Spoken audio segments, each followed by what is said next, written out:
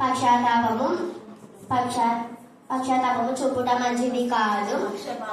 పక్షపాతము చూపుట మంచిది కాదు. రొట్టె కొరకు ఒకడు దోషము చేయును. చెడు దృష్టి గలవాడు ఆస్తి సంపాదింప ఆత్రపడును. వచ్చునని వానికి తెలియదు. చొమ్లాడు వాని కంటే నదులను గద్దించువాడు తుదకు ఎక్కువ దయ పొందును. 4-5 వచనములు. ధర్మశాస్త్రము వారి దృష్టిలను పగులుచుందోరు. ధర్మశాస్త్రమును అనుసరించి వారితో పోరాడుదురు. న్యాయం ఎట్టిదైనది గ్రహింపదురు. యెహోవాను ఆశ్రయించి వారు సమస్తమును గ్రహించుదురు. 1 పేతురు 1:17 పరదైశులై ఉన్నంత కాలము భయముతో గడపుడి. గ్రంథము 1:5 జనములకు ప్రవక్తగా నిన్ను నియమించి తిని. 1:14 The word because a human beginning lived here with us. 2 Corinthians chapter 13:11 And the God of love and peace will be with you. 1వ వచనము. యెహోవా నా బలము, నేను నిన్ను ప్రేమించుచున్నాను. 1వ వచనము. యెహోవా నా బలము, నిన్ను నేను ప్రేమించుచున్నాను.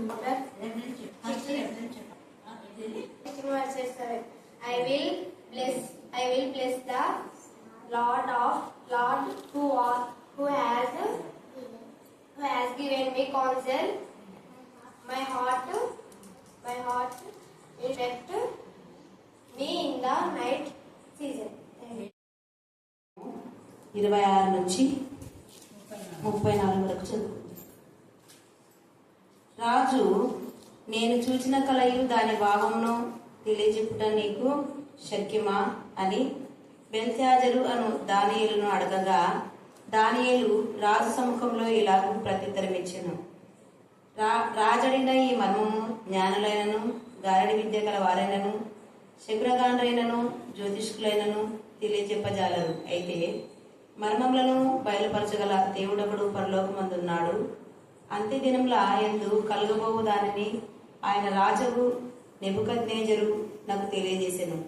తాము పడక మీద పరుండగా తమరి మనసులో కలిగిన స్వప్న దర్శనములు ఏవనగా, రాజా, ప్రస్తుత కాలము గడిచిన పిమ్మట ఏమి జరుగునో అనుకుని తాము పడక మీద పరుండి మనోచింత కలవారై ఉండగా మర్మములను బయలుపరచువాడు కలుగబోవు దానిని తమరికి తెలియజేసెను. ఇతర మనుషులందరికంటే నాకు విశేష జ్ఞానముంట వలన ఈ మర్మము నాకు బయలుపరచబడలేదు. రాజునకు దాని భావమును తెలియజేయ నిమిత్తమును తమరి మనసు యొక్క ఆలోచనలను తాము తెలుసుకునే నిమిత్తము అది బయలుపరచబడెను. రాజా తాము చూచుచుండగా బ్రహ్మాండముకు ఒక ప్రతిమ కనబడింది కదా. ఆ గొప్ప ప్రతిమ మహాప్రకాశమును భయంకరమైన రూపమును గలదై తమరి ఎదుట నిలిచెను. ఆ ప్రతిమ యొక్క శిరస్సు మేలిమి బంగారుమయమైనదియు, దాని రొమ్మును భుజములను వెండివియు, దాని ఉదరమును తొడలను ఇత్తడివియు, దాని మోకాళ్ళు ఇనుపవియు, దాని పాదములలో ఒక భాగము ఇనుపదియు, ఒక భాగము మట్టిదియనై ఉండెను. మరియు చేతి సహాయము లేక తీయబడిన ఒక రాయి, ఇనుమును మట్టియు కలిసి ఆ ప్రతిమ యొక్క పాదముల మీద పడి దాని పాదములను తుత్తునిలుగా విరగొట్టినట్టు తమకు కనబడెను. అంతటా ఇనుమును మట్టియు ఇత్తడియు వెండియు బంగారమును ఏకముగా దంచబడి కళ్ళంలోని చెత్తవలే కాగా వాటికి స్థలము ఎచ్చట దొరకకుండా గాలి వాటిని కొట్టుకొని పోయెను.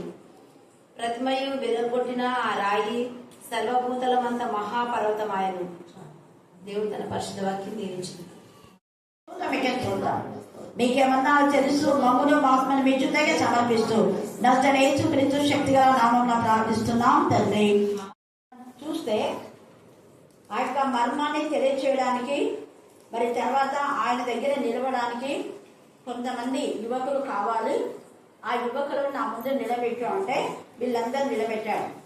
ఆ యువకులు నిలబెట్టేటప్పుడు వీళ్ళు జ్ఞానం కలిగినటువంటి ఆ జ్ఞానవంతులైన వాళ్ళందరూ చనిపోకుండా ఉండడం కోసం ఈ యొక్క షద్రక్ మేషక్ అబేద్నెగోలు దేవుని సన్నిధిలో ప్రార్థన చేసి దేవుని ద్వారా సహాయం పొంది మేము ఆ యొక్క కళను కళభావం చెప్తాము కాబట్టి జ్ఞానం నశింప చేయవద్దు అని ఇక్కడ అర్యోకుతో మనవి చేసుకుంటాడు. అంటే అతని నపుంసకులో అధిపతి దగ్గర చేసిన మనవిని దేవుడు వింటాడు. తర్వాత రెండవది ఇతను కూడా సైన్యాధిపతి. ఎంత మంచి అధిపతి అయినటువంటి అర్యోకుతో కూడా మంచి మనసు దేవుడు అర్యోకిస్తాడు. అందుకే మనం చూస్తే చూడండి 18 వచ్చిన చదవండి 2:18. తాను తన స్నేహితులను తక్కిన జ్ఞానులతో గుర్తుపెట్టుకోవాలి. అంటే తప్పు చేసేది ఒకరైతే అందరికీ ఇక్కడ శిక్ష వస్తుంది. యాక్చువల్ గా వీళ్ళు చెరలో ఉన్నటువంటి వాళ్ళు వీళ్ళకి అసలు సంబంధం లేదు దీని గురించి. కాకపోతే దేవుని చెంత నిలవడానికి వాళ్ళు కూడా వచ్చారు కాబట్టి సమర్థులైనారు అంతవరకే. అయితే జ్ఞానులు తప్పిన జ్ఞానులు అంటే వీళ్ళు జ్ఞానులు అని ఇక్కడ అర్థమవుతుంది. జ్ఞానులలో చేరినటువంటి వాళ్ళు ఇంతకుముందు వీళ్ళెవరో they don't know about they, వీళ్ళ గురించి ఏం తెలియదు. ఇక్కడ నెక్కల నా దగ్గర ఉన్న జ్ఞానులంతా విరవీస్తున్నారు. మాకే జ్ఞానం ఉంది, మాకు అది ఉంది, ఇది ఉంది, మేము అది ఇది అని ఏమేమి పెద్ద పెద్ద ఇదిగా మరి గర్వంతో అహంకారంతో మాట్లాడి ఉంటారు. వాళ్ళ గర్వం అహంకారం మాటలను బట్టి దేవుడు కావాలని నెక్కకు కళ ఇచ్చినాం. స్వప్నము దర్శనం. స్వప్నము అంటే కళ, కళన్న ఒకటే స్వప్నం అన్న ఒకటే కదా. అయితే మెలకువతో ఉండేటప్పుడు వచ్చేవి దర్శనాలు, పడుకున్నప్పుడు వచ్చేవి ఏంటి కళ. విస్తారమైన కళలు ఉండటం వలన వ్యర్థము అనేది. అంటే కళలు చాలా మందికి పడుతుంటాయి, పడిన కళలన్నీ నెరవేరవు. అర్థమవుతుంది కదా. ఎందుకంటే కొన్నిసార్లు విస్తారమైన కళలు ఎందుకు వస్తాయంటే మనం ఊరికే ఏదో ఒక దాన్ని ఆలోచించి పడుకుంటూనే కళ వస్తాయి. అలాగా వితౌట్ అవర్ నాలెడ్జ్ మనం దాని గురించి ఏమి ఆలోచించక ఏం చేయకుండా కూడా వచ్చేవి దైవికమైనటువంటి కళలు. ఆ కళలు ఖచ్చితంగా నెరవేరుతాయి. నెరవేరడం కోసమే దేవుడు మనకు కళలు ఇస్తాడు. ఆ కళలు దైవికమైన బిడ్డలకి ఇస్తారు. కొంతమంది అన్యులు కూడా కళలు వస్తాయి. అవి వాళ్ళని హెచ్చరిక చేయడానికి, అంటే సజీవం గల దేవుడు ఉన్నాడు అని తెలియచేయడానికి వాళ్ళకు కూడా వస్తాయి కళలు. ఎందుకంటే చాలా మంది హైందవులు దాంతో ఆ కళల భావాన్ని చెప్పుకుంటారు. అక్కమ్మక్క కానివ్వండి, ఇంకా చాలా మంది లక్ష్మి ఇలాంటి వాళ్ళంతా, ఇంకా పద్మ టీచర్ కానివ్వండి, చాలా మంది పద్మ టీచర్ తెలుసు కదా సునందకు, పద్మ టీచర్ కానివ్వండి, తర్వాత ఇంకా చాలా మంది నాకు హిందూ టీచర్స్ వాళ్ళ కళను చెప్పేవాళ్ళు. ముస్లిమ్స్ చాలా పైఎస్ అనే ముంతాజ్ బేగం 10th క్లాస్కి వస్తున్నారు తను. తర్వాత ఇక్కడ హెచ్ఎంగా ఉన్నటువంటి ఈమె జబీనా టీచర్ కూడా ఒకసారి చెప్పింది కదా కొంతమంది. అయితే వాళ్ళందరి కళల భావం గురించి నాకు తెలియదు. దేవుని సన్నిధిలో ప్రార్థించినప్పుడు దాని భావం అవి నెరవేర్చబడినాక మళ్ళీ వాళ్ళు అంత చెప్పినారు హల్లెలూయా హల్లెలూయా. అప్పుడు అవి మెలుగుతో ఉన్నాయి. కొంతమందికి మెలుగుతో ఉన్నప్పుడు అంటే మగత నిద్ర అంటారు, పూర్తిగా నిద్రపోయి ఉండాలి. మెలుగు ఉంటుంది, కొంచెం నిద్ర వచ్చింటది. అట్లాంటప్పుడు దర్శనాలు కూడా వస్తాయి. ఆ మెలుగుతో ఉన్నప్పుడు వచ్చేవే దర్శనాలు ఉంటాయి. నేను చెప్పాను కదా ప్రార్థన చేస్తూ ఉన్నప్పుడు అదే పొగ చట్టంలో నుంచి ఎలాగా రేస్ వస్తాయో, ఒక పొగ అంటే ఇలా వస్తాయి కదా, స్తంభం లాగా వస్తుంది. అంత రౌండ్ షేప్ లో వస్తే ఎంత రౌండ్ షేప్ లో వస్తే అంత పైనుంచి గవంశం ఉంటుంది చూడు, దాని నుంచి వస్తుంటది. మీరు పట్టు చూస్తుంటారు. అలాంటివి 2 స్తంభాలు. 2 స్తంభాలు, ఒక స్తంభంలో నుంచి యారో మార్కు పైకి వెళ్తుంది, ఇంకో స్తంభం నుంచి యారో మార్క్స్ కిందికి వస్తున్నాయి. చాలా రోజుల వరకు నాకు అర్థం కాలేదు, ప్రేర్ చేస్తున్నా అర్థం కాలేదు. వెంటనే దినకరన్ అంకుల్కు మరి మనోహర్ రుద్రకు రాసినప్పుడు ఇద్దరు ఒకే విధానంలో నాకు రెస్పాన్స్ ఇచ్చినారు. కారణం వాళ్ళ ఆత్మ సంబంధం. చాలా పయస్ వాళ్ళు. ఎన్ని దర్శనాలు మనోహర్ బ్రదర్కి అయితే, దినకరన్ అంకుల్ కూడా. నేను అక్కడ సిరివానికి వెళ్ళినప్పుడు, అంటే చెన్నైలో సిరివాణి ఉంది కదా, వాళ్ళు కట్టిన జీన్స్ కలిసిపోయినప్పుడు మీరున్నప్పుడు పోయినప్పుడు అప్పుడు వాళ్ళంతా ఇంట్లోనే వాళ్ళే ఉన్నారు, మంచిగా దేవుడు స్థుతించగలుగుతున్నారు. వాళ్ళంతా. అప్పుడు నేను 15 రోజులు అక్కడ ఉన్నా. 15 రోజులు ఉన్నప్పుడు ప్రతిరోజు నాకు ఒక దర్శనం అక్కడ. ఆ దర్శనం అక్కడ నాకు దర్శనం వచ్చిన చోట అక్కడనే ఆ జీసస్ క్రాస్ కట్టడానికి వాళ్ళ పని ఆయనకు దర్శనం వచ్చిందనే విషయం నాకు తెలియదు. తర్వాత ఒక రోజు ఏం చేస్తున్నారంటే అంటే ఒక్కొక్క రోజు ఒక లాంగ్వేజ్ లో మెసేజ్ ఇవ్వాలి. అందరూ అన్ని లాంగ్వేజ్ వాళ్ళు ఉంటారు. ఒక్కొక్క రోజు ఆమె చెప్పింది if anyone speech in Telugu అనిదాన్ని. ఎస్ ఐఎమ్ స్పీకింగ్ తెలుగు అన్నాను. వెంటనే నేను నాకు తోచిన విధానంలో నేను వాక్యం చెప్తూ దర్శనం గురించి చెప్పిన వెంటనే అయిపోయిన తర్వాత ఆమె అక్కడ ఉన్నటువంటి చాలా మంది ఉన్నారు సేవకులు. ఆంటీ చాలా మంచిది. ఆమె శుభవార్త ఛానల్లో కూడా చాలా మంది వస్తుంటాయి. కరుణాపీఠం అనేది చెప్తున్నారు. నేను కొన్ని ఏళ్ళ క్రితం, ఇప్పుడు రావట్లేదు. ఆంటీ వెంటనే లేచి అక్కడ చెప్పింది ఆమె. అక్కడ దర్శనము ఇది కట్టడానికి దినకరన్ గారి అదే గేట్ కీపరే ఏమో చెప్పింది. ఆయనకు వచ్చిన దర్శనం అంటే నేను ఎంత సంతోషం. హల్లెలూయా హల్లెలూయా హల్లెలూయా. అంటే 15 రోజులు అక్కడ అక్క ఎగ్జామ్స్ రాసేది. నేనంతా అక్కడ ఉన్నా అనమాట. నేను షకీల్ అక్క వాళ్ళ పాప ముగ్గురం వెళ్తే అప్పుడు నాకు ఎంత ఇదైంది. ఆ దర్శనాలన్నీ దేవుడు నాకు నెరవేర్చాను. అక్కడ నాకు వచ్చిన దర్శనం ఏంటంటే చాలా మంది వస్తున్నారు, వాళ్ళకి నేను వాక్యం చెప్తున్నాను. అప్పటికి ఇంకా ఇంత డెవలప్ లేదు మన చర్చి అంత డెవలప్ లేదు. తర్వాత ఆ చర్చి ఎక్స్టెన్షన్ చేసేది కూడా నాకు దేవుడు చూపించినాడు. ఆ ఎక్స్టెన్షన్ ఇంకొకటి ఏంటంటే అది పైన చాలా పెద్దగా కొట్టినారు. కడితే మా నాన్న వచ్చి ఇంత ఎత్తు కట్టకూడదు మీరు అని మళ్ళీ నాన్న చెప్పి మళ్ళీ దాన్ని తగ్గించినారు. చాలా ఎత్తుండే అప్పుడు మీ ఫస్ట్ అంటే పోలింగ్ అయినప్పుడు చాలా ఎత్తుండే అది. తర్వాత మళ్ళీ నాన్న వచ్చి సాల్మన్ అంకుల్కు ఇక్కడ నా ఎస్ఐ అంకులు ఇద్దరు కలిసి కట్టిస్తా ఉంటాయి. ఇక్కడ ఎస్ఐ ఉన్నాడు చూడ అంకుల్ పేరు ఏం పేరు మీకు తెలుసు? నేను స్కూల్కి వెళ్ళేటప్పుడు వాళ్ళు రోజు మీ నాన్న చెప్పినందుకేమో అంతా ఇది చేస్తున్నాము అని చెప్తారు అన్నమాట. చాలా పెద్దగా ఉంది అప్పుడు. అదే అప్పుడు నాకు అక్కడ పడింది. తర్వాత ఒకసారి చెప్పిన ఇంకా అప్పుడు కన్స్ట్రక్షన్ లేదు, సగం కన్స్ట్రక్షనే ఉంది. అప్పుడు నేను చిన్నగా ఉన్నా, 6th క్లాస్లో ఉన్నా. అప్పుడు పెద్ద హస్తము అక్కడ ఫుల్ ఫీట్ దగ్గరనే అంటే సగం పెట్టినా ఫీట్లో కట్టలేదు. కట్టకుండా ఇంకే పెద్దగా ఎత్తుగా ఇట్లా వేసి పెట్టా. దాని దగ్గర నేను ఎప్పుడు ప్రే చేసుకుంటుంటా. అది ఎక్కడ అంటే ఇప్పుడు మన కళ్యాణ మండపం కట్టిన దాని దగ్గర ఉందా, అక్కడ స్టేజ్ ఉండాలి. అక్కడ ఉండాలి హాస్టల్ అక్కడ నుంచి ఉంటుంది. అప్పుడు ఇంకా కట్టలే మేము ఉన్నప్పుడు మేము వెళ్ళిపోయిన తర్వాత కట్టినారు అక్కడ. ఇవన్నీ దేవుడు నెరవేర్చినాడు. హల్లెలూయా హల్లెలూయా. తర్వాత అవి వెలుగుతో ఉన్నప్పుడే అంటే నేను ప్రార్థన చేసుకుంటున్నానంటే వెలుగుతో ఉన్నట్టే కదా. అలా ప్రేయర్ చేసేటప్పుడే దేవుడు నాకు చాలా దర్శనాలు ఇచ్చాను అక్కడ జీఎస్ కాల్స్ లో. తర్వాత అక్కడ నుంచి నేను జీఎస్ కాల్స్ నుంచి నేను వచ్చిన తర్వాత ఒక ఆమె నా దగ్గరికి వస్తుంది. ఆమెకు పిల్లలు లేరు, మగబిడ్డ కావాలని వస్తుంది అని కూడా నాకు రివీల్ చేసినాడు. తర్వాత ఒక ఆమె వచ్చింది, అక్కడ ఉన్నట్టు వచ్చింది, పెద్ద కాలం వచ్చింది. పెద్ద కాలం మీకు సాక్ష్యం కూడా చెప్పినాను. ఆమెకు 2 ఆడపిల్లలు, ఇంకా మగపిల్లలు లేదనమాట. అందుకని చాలా ఏడ్చింది. జీఎస్ కాల్స్ లో నేను చూస్తున్నాను. నేను తెలుగు వాక్యం చెప్పేటప్పుడు చూస్తే నేను వెంటనే అంటే అందరు ప్రే వాక్యం అయిపోయిన తర్వాత ప్రే చేయమంటాను. 2 ముందు ప్రే చేస్తూ నేను వచ్చేస్తున్నాను. పాపను తీసుకొని నేను వచ్చేస్తున్నాను అనమాట. అప్పుడు ఆమె నన్ను వెతికింది. ఎక్కడుంటే తెలియదు నాకు. తెలియకుండా మీకు ఎట్లా నేను టీవీలో వాక్యం చెప్తే నంబర్ తీసుకొని వచ్చి ఆమె ప్రే చేసుకుని అంత కొడుకుంటారు. మేము చాలాసార్లు పోయినాం కూడా అక్కడ. ఎందుకు నేను ఏం చెప్తున్నానంటే ఖచ్చితంగా దేవుడు అవి నెరవేర్చడానికి ఇస్తాను. మామూలు కళలు కొన్ని ఉంటాయి, అవి నెరవేరాయి. అందుకే వాటి గురించి భయపడొద్దని అని చెప్తుంటాను. ఇంకా మేరీ టీచర్ వల్ల కళ అన్నపూర్ణకు ఒక కళ పడింది. ఇప్పటికీ నాకు గుర్తుంది. ఒక పెద్ద మంచం ఉంది. ఆ మంచం పైన నేను పడుకున్నా. మంచం పైకి లేస్తుంది. లేస్తుంటే 4 కోళ్ళు ఉంటాయి కదా, 4 కోళ్ళ మీద 4 పడుతున్నానంట. పట్టుకుని దేవా అక్కని పైకి తీసుకొస్తావు, నమ్ము కూడా పైకి తీసుకురావా, నన్ను ఖచ్చితంగా తీసుకుపోతావు, నువ్వు నీ శిష్యులను పైకి తీసుకుపోయినావు కదంటే వాళ్ళు కూడా పైకి లేచుకుంటావా. పైకి లేచిన తర్వాత నువ్వు వెళ్ళుకొచ్చినాక ఇదేమి అని చెప్పింది నాకు. ఏమో పోన్నాం, దేవుడి చిత్తం ఆత్మతో మిమ్మల్ని చెప్పి మంచిగా వాడుకుంటాడు అనుకున్నాం. ఆ తర్వాత 1 సంవత్సరానికి అన్నపూర్ణ చనిపోయింది. అప్పుడు మేము అది నాకు గుర్తొచ్చిన హల్లెలూయా హల్లెలూయా హల్లెలూయా. ఇక్కడ ఈ యొక్క రాజు తన గర్వాన్ని అంచడం కోసం దేవుడి కళనిచ్చినాడు. అందుకనే దాన్ని ఏం చెప్తున్నాడు కదా, ఏమనంటే ఈ కళను దీని భావాన్ని చెప్పడం కోసం ఒకటి, రెండవది చెరలో ఉన్న వారికి విడుదల వచ్చింది ఇక్కడ. అంటే ఈ కళ భావం చెప్పడానికి దానియే వాళ్ళని తీసుకొచ్చిన ఏర్పరచున్నారు, అందరిలో శ్రేష్టమైన వాళ్ళని తీసుకురమ్మని చెప్పినారు కదా. అలాగే ఈ నలుగురు కూడా ఏర్పాటు చేయబడినారు. ఆ నలుగురులో వీళ్ళ నలుగురు కలిసి ప్రార్థన చేసినందువల్ల దేవుడు ఆయనకు బయలుపరిచినందుకు ఆయన అంటున్నాడు చూడండి, తక్కిన జ్ఞానంతో కూడా నశింపకుంటున్నట్లు కళ యొక్క మర్మం విషయంలో పరలోకమందున దేవుడి వలన కటాక్షం పొంది నిమిత్తము ఆయనను వేడుకొనుడని వారిని హెచ్చరించినాడు. అది వచ్చింది, దేవుడి కళ భావం ఇచ్చినాడు.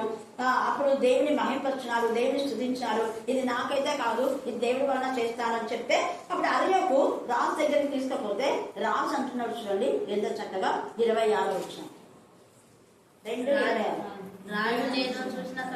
నేను చూసిన కలయు దాని భావమును చూడండి నీకు సఖ్యమా అని అడుగుతున్నాడు. అంటే మీరు చాలా చిన్నగా ఉన్నారు, దాదాపు 17 సంవత్సరాల వయసులో ఉంటారు వాళ్ళు, చిన్నగా ఉన్నారు వాళ్ళు. టీనేజ్ చాలా డేంజర్ ఏజ్, గుర్తుపెట్టుకోండి. టీనేజ్ అంటే 12 years నుంచి 45 years వరకు టీనేజ్ నన్ను అడిగితే. అంతవరకు ఎక్కువ పాపం చేసే వాళ్ళు ఉంటారు, ఆ తర్వాత కొంచెం తగ్గుతారు అనుకోండి.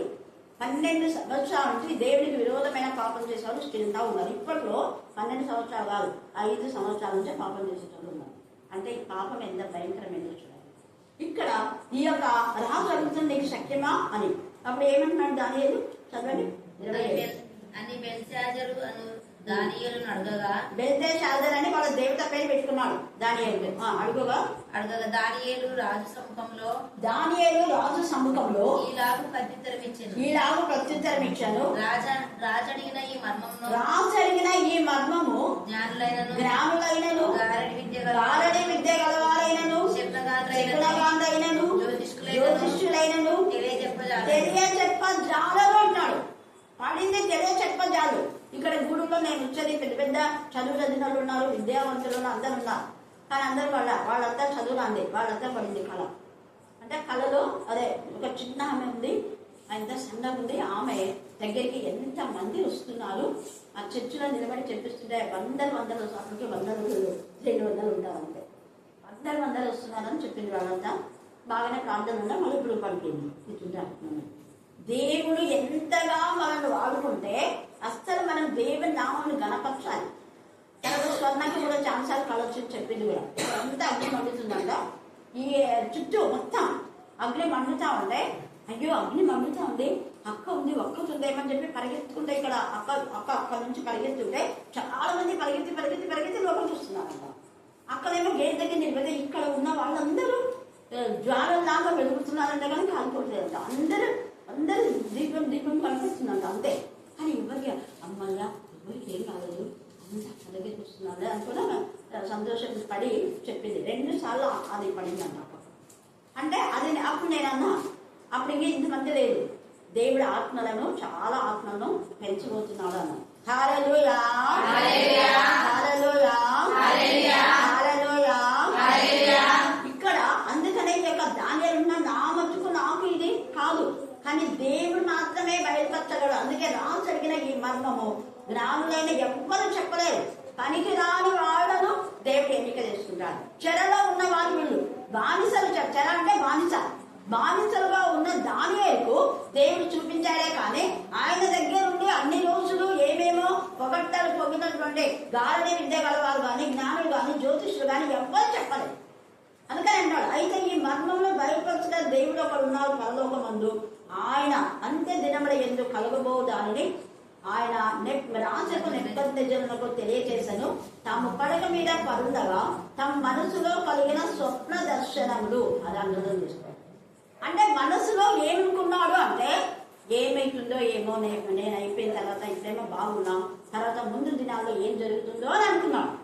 అందుకే అంత్య దినంలో జరగబోయే దాన్ని చూపిస్తున్నా అన్నాడు. అంత్య దినాలు అంటే ఇప్పుడు ఈ రాజు రాజుగా ఉన్నాడు, కొన్ని రోజుల తర్వాత నీ బ్రతుకే అంతమైపోతుంది అని చెప్పడానికి. తర్వాత నువ్వు చాలా ఇదిగా పడిపోతావు, చాలా గర్వించినటువంటి ఆ విషయాన్నంతా కూడా భయపడకుండా చెప్తున్నాడు. ఒక బానిసగా ఉండి చెరలో ఉన్నటువంటి వ్యక్తి రాజ సముఖానికి వెళ్ళి, రాజా నీవు హెచ్చించుకుంటున్నావు అని చెప్పడం ఎంత డేరది, ఎంత ఆత్మశక్తి ఉంటే గౌడ్స్ ఉంటే చెప్తాను. అందుకని ముఖాన్ని యథార్థంగా చెప్పేస్తున్నాడు ఆ యొక్క మర్మాన్ని. చూడండి ఎంత చక్కగా మర్మములను బయలుపరచువాడు కలుగబో దానిని తమరికి తెలియచేశాను. ఇతర మనుషుల వీళ్ళందరికంటే నాకు విశేషమైన జ్ఞానం ఉండటం వలన ఈ మర్మం నాకు బయలుపరచబడలేదు చెప్తున్నాడు. ఇతర మనుషుల కంటే నేను గొప్పవాడిని కాదు, దేవుడు నాకు బయలుపరి. నేను అదేంట ఇద్దరు నా పాస్టర్స్ వాళ్ళందరికంటే నేను గొప్పదాన్ని నాకు ఇవ్వాల. దేవుడు ప్రేరేపింపజేసి గిబ్సన్ దొరకాల్సి చెప్పారు. అందుకని దేవుడు ఆ ప్రేరేపణ మనకు దాన్ని చాలా సంవత్సరాలు ఉంచుతానని ముందే చెప్తున్నాను. ఫస్ట్ అలాగనే ఉంచాడు దేవుడు. హల్లెలూయా. తర్వాత ఇక్కడికి రాకముందే బ్రహ్మదండి చెట్ల మధ్యన నువ్వు ఉంటావు, పాములు తేళ్లు వస్తాయన్నాడు. అది కూడా చెప్పినా కదా, అప్పటి నుంచి చెప్తానా ఇప్పటికి రావు. అట్లా పాములు తేలి మధ్యన తారస పడతానంటారు. వాళ్ళు తల చిన్న కొడుతుంటాడు దేవుడు. వాళ్ళు పాములు తేళ్లు అవన్నీ కూడా ఎన్ని రోజులు, కొన్ని రోజులే.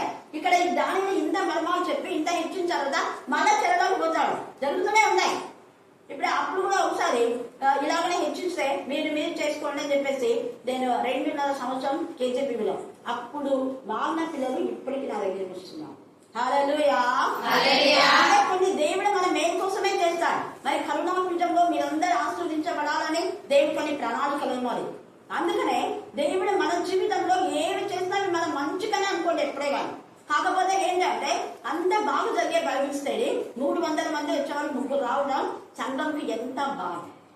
అంటే చెట్టు ముద్దైపోయింది, ముద్దైపోయిన 3 వాళ్ళ చెట్టు మళ్ళీ చిగురించేలా దేవుడు చేస్తాడు. హల్లెలూయా.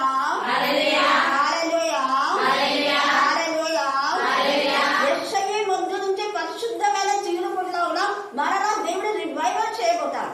కానీ కొంతకాలం మనం ఓర్చుకోవాలి, కొంతకాలం మనం దేవుడు ఇచ్చిన సమయానికి ఓపికతో సహించాలి. అందుకని యేసయ్య జన్మించినప్పుడు ఆ యొక్క హేరోదు ఎంతగా టార్గెట్ చేసి 2 సంవత్సరాల పిల్లలందరూ చంపారు. చాలా బాధ అనిపిస్తుంది. అప్పుడు తర్వాత యేసయ్య రాజు కదా, ఒక్క నిమిషంలో నిప్పదేరాన్ని చంపేయచ్చు దేవుడు, చంపేసి అక్కడ ఉంచొచ్చు. కానీ చేయలే. అప్పుడు ఏం చేసినాడు, మీరే కలిగించుకోండి. వాడు దుష్టుడు, వాడు దుర్మార్గుడు. బాగుంటాం మీకు ఎందుకు, మీరే సపరేట్ గా పోండి. మళ్ళీ ఐగుప్తుగా ప్రభావం పోవాల్సింది, ఐగుప్తు నుంచి కదా మేము వచ్చింది ఇశ్రాయేలు, అయినా పర్లేదు మళ్ళీ నేను పిలుస్తాం, కొన్ని రోజులు పోండి అక్కడికి. స్వప్నమందు దేవుడు చెప్పాడు యోసేపు. ఎంత నిజంగా యోసేపుకి వచ్చిన స్వప్నాలు ఎంత మంచి చూడండి.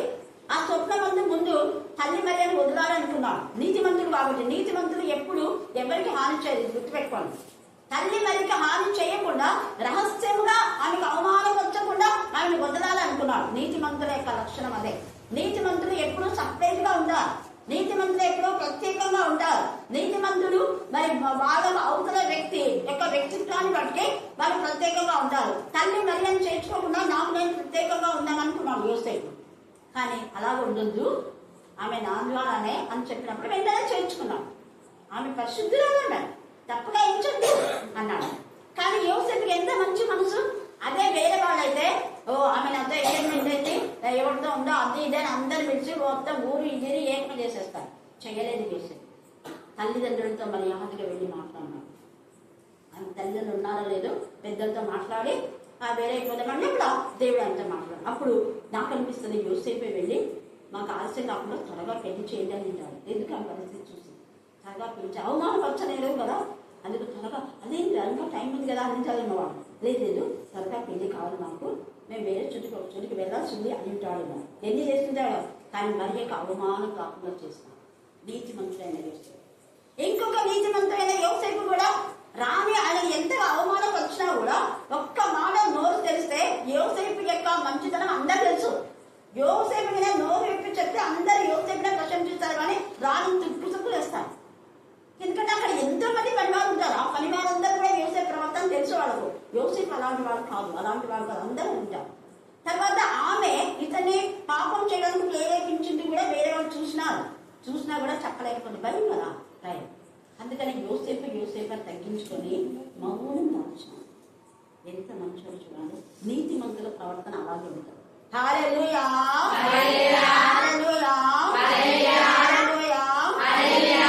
యోసేపు యొక్క కళ యోసేపు తెలుసు. ఒక రోజు ఖచ్చితంగా నేను నిలబడతాను, అందరికీ మరి సమకూర్చేటువంటి స్థితి దేవుడు నాకు ఇస్తాడని యోసేపు మౌనం ఉంటున్నాడు. యోసేపు కూడా కళ వచ్చింది.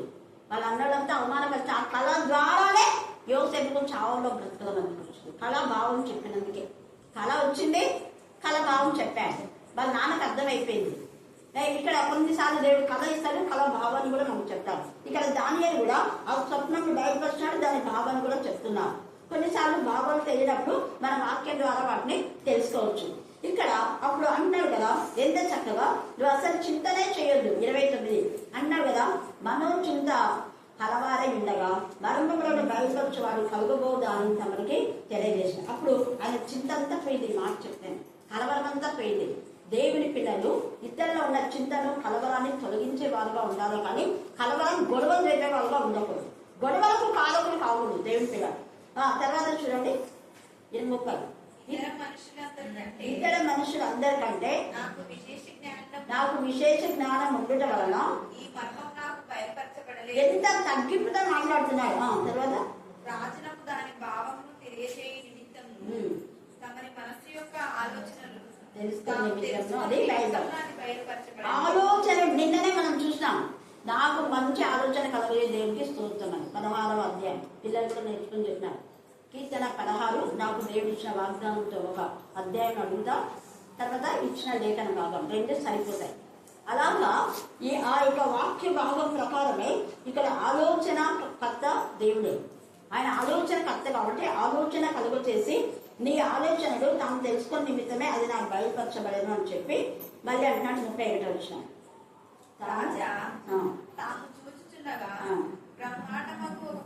బ్రహ్మాండము ఒక ప్రతిమ కనబడింది కదా అంటున్నాడు కదా. ఒక ప్రతిమ కనబడింది, గుర్తొస్తుందా నీకు అంటే రాజు అవునవునవును పెద్ద ప్రతిమ కనబడింది, కానీ ఆ ప్రతిమ ఎలాంటిదో ఏమో నాకు తెలియదు అంటున్నాడు. ఒక ప్రతిమ, ఒక పెద్ద ప్రతిమ భూమికి ఆకాశానికి ఉంది కదా అని అన్నప్పుడు గుర్తు చేసుకుంటున్నాడు రాజు, అంతా గుర్తు చేసుకుంటున్నాడు.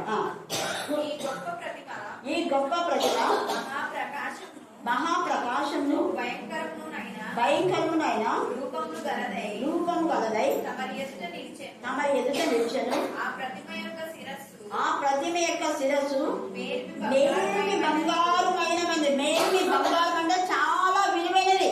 అంటే నీ రాజ్యము ఇంతవరకు విలువగలదిగా ఉంది. దేవుడు నిన్ను విలువగలవాడుగా చేశాడు. శుద్ధమైనటువంటి మరి స్వచ్ఛమైన బంగారం చాలా విలువగలది. రాజరికపు స్థితిని దేవుడి బంగారం లాగా బంగారం చెడిపోదు. నీ రాజ్యం చెడిపోకుండా నీకు ఘనత ప్రభావం అన్ని దేవుడు ఇచ్చాడు. బంగారంతో చూచాను శిరస్సు.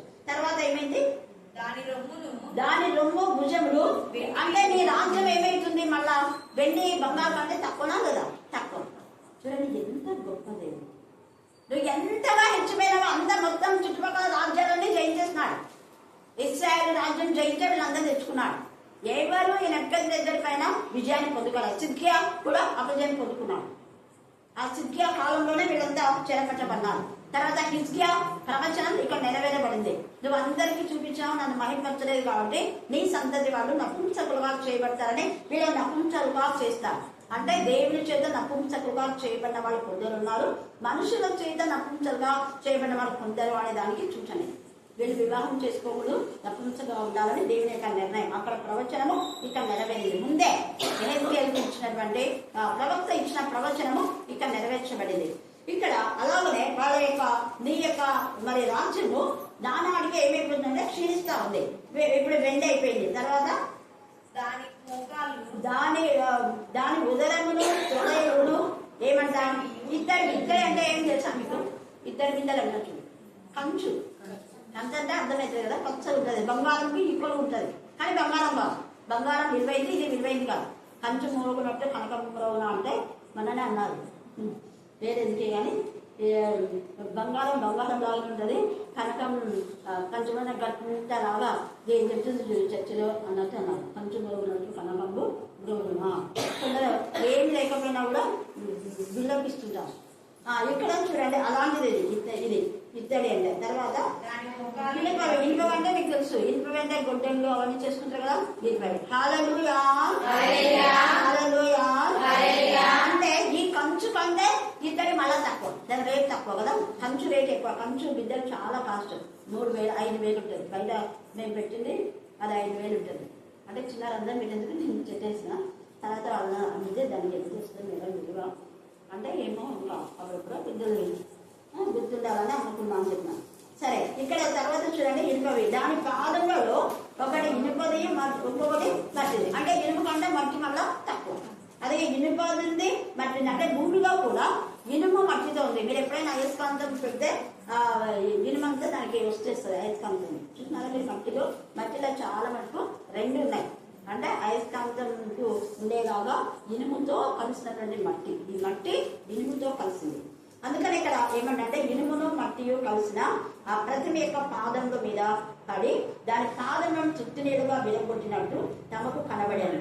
అంతటా ఇనుము మట్టినియు ఇత్తడియు వెండినియు బంగారును ఏకంగా దంచబడ్డాయి. మొత్తం దంచబడి కళ్ళములోని చెత్త వలె కాగా వాటి స్థలం ఎచ్చడా దొరకకుండా. అర్థం ఇది అండర్లైన్ చేసుకోండి. స్థలం ఎచ్చడా లేదు. దేవుని పిల్లలకి ఎక్కడైనా దేవుడు స్థలం ఇస్తాడు. హల్లెలూయా, హల్లెలూయా, హల్లెలూయా, హల్లెలూయా, హల్లెలూయా. దేవుని విరోధులకు ఎక్కడ కూడా స్థలం దొరకకుండా గాలి వాటిని కొట్టుకొని పోయే చెత్తలాగా అయిపోయింది వీళ్ళ బ్రతుకు. నెక్కనేజరు రాసును కదా అని అహంకారంతో దేవునికి విరోధంగా చేసిన పాపానికి ఇప్పుడు శిక్ష.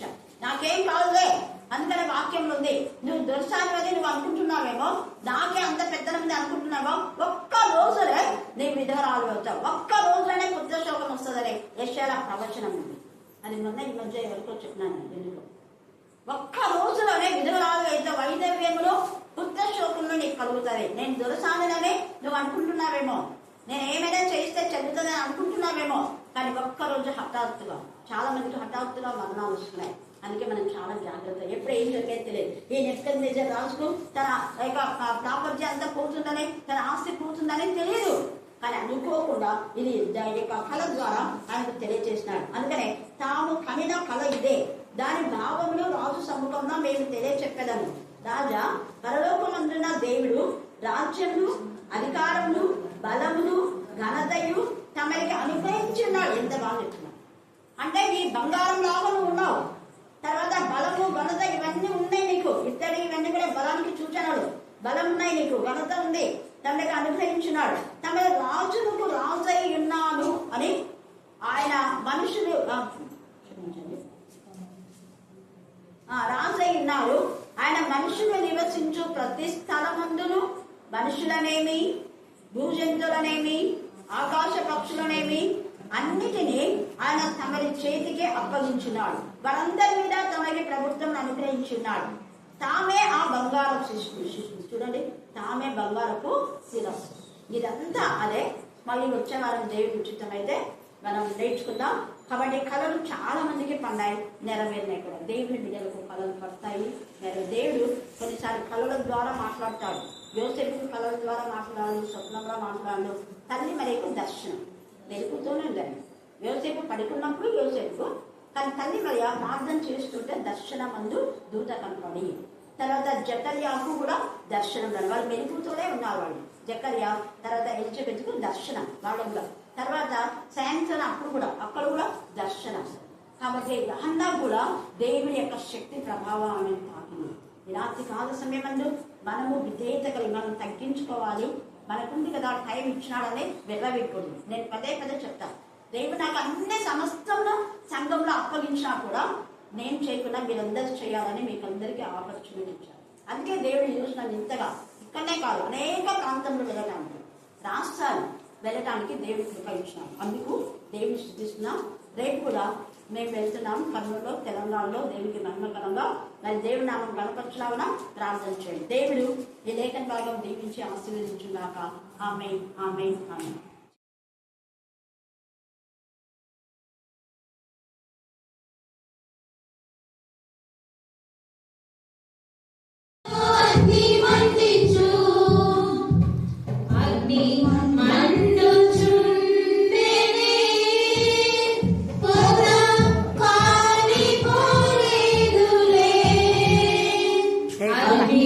మండుచుండెనే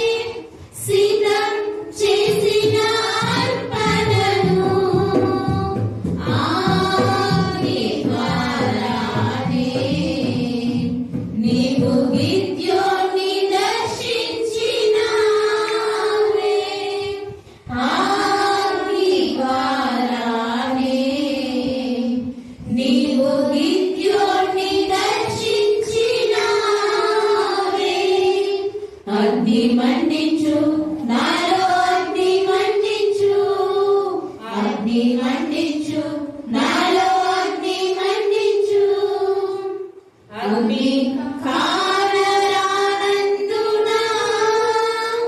వారు సిగ్గుపడిపోయిరే అగ్ని కారణానందునా వారు సిగ్గుపడిపోయిరే నీ అగ్ని దిగి రాగా నీవు ఏలియాను గణపరచినావే నీ అగ్ని దిగి రాగా నీవు ఏలియాను గణపరచినావే అగ్ని మండించు నాలో అగ్ని మండించు అగ్ని